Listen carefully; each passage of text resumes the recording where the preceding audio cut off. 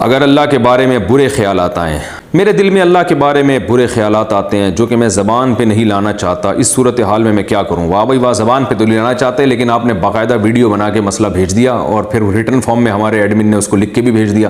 حدیث سے یہ بات ثابت ہے کہ اگر آپ کے دل میں برے خیالات آ رہے ہیں اللہ کے بارے میں، نبی کے بارے میں، اسلام کے بارے میں، اور آپ اس پہ پریشان ہو رہے ہو، تو یہ ایمان کی علامت ہے۔ ایمان کی علامت اس لیے ہے کہ اگر آپ واقعی بے ایمان ہو چکے ہوتے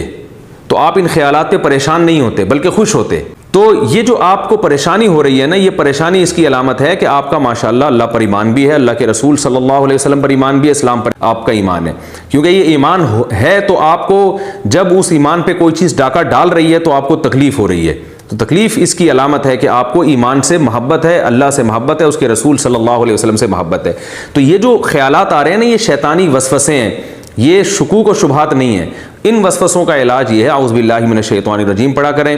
اور ایک جو اس کا ٹیکنیکل علاج ہے وہ یہ ہے کہ ان وسوسوں کو لفٹ نہ کرائیں بالکل۔ لفٹ کا مطلب نہ ان کو بھگانے کی کوشش کریں، نہ ان کو لانے کی کوشش کریں، جو خود سے آ رہے ہیں آنے دیں، اور مطمئن رہیں کہ ان سے کچھ بھی نہیں ہوگا، انشاءاللہ کوئی پریشانی کی بات نہیں ہے، تو انشاءاللہ یہ وسوسے خود بخود ختم ہو جائیں گے۔